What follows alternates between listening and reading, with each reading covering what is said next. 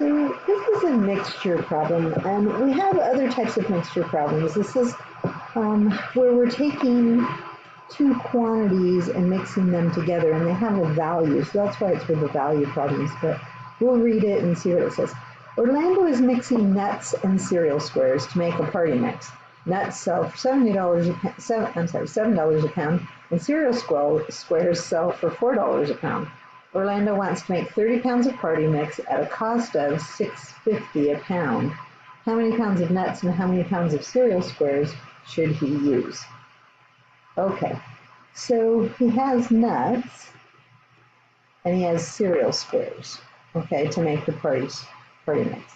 Now, each pound, so let N represent the number of pounds of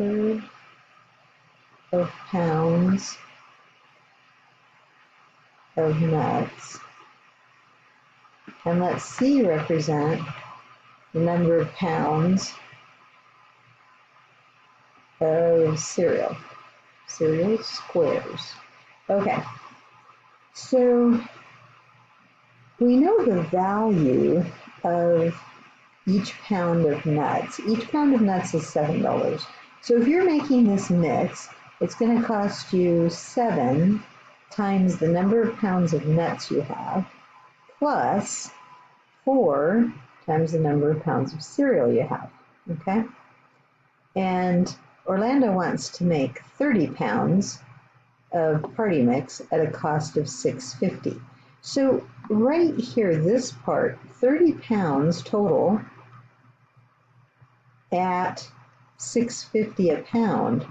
So whatever I have on the left, if I take this, so many pounds of nuts and so many pounds of cereal squares, and I mix them together, I get this party mix, I've got to have a value of 30 pounds times $6.50.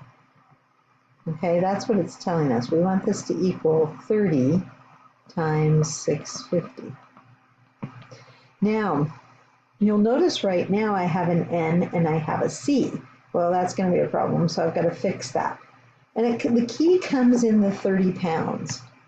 So if I have N pounds of the nuts plus so many pounds of the cereal, that has to equal a total of 30 pounds because he's trying to make a total of 30 pounds of, sounds like Chex Mix. Okay, so then you could subtract the N, and just move that to the other side, but make it subtraction.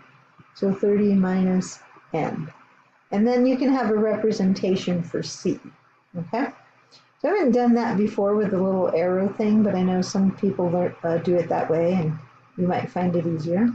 But we're just subtracting N from both sides. So 4 times 30 minus N equals whatever 30 times $6.50 is. We'll have to figure that out in a minute. But that's the total value we have of the cereal and the nuts together. The whole big bowl full, okay? And we're looking for how many pounds. Now, could we have a fraction of a pound? Yeah, we could. So let's see what happens. 7N plus, I'll have to distribute here. So 120 minus 4N equals, I'm going to go ahead and just multiply that out. 30 times $6.50. And we get 195.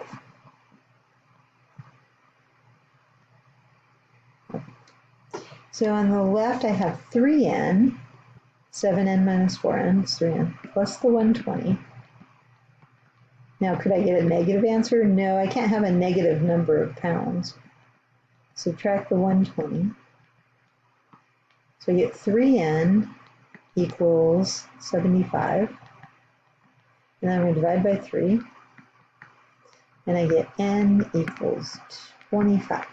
So he needs 25 pounds of mixed nuts. So Orlando needs 25 pounds, ODS, of mixed nuts.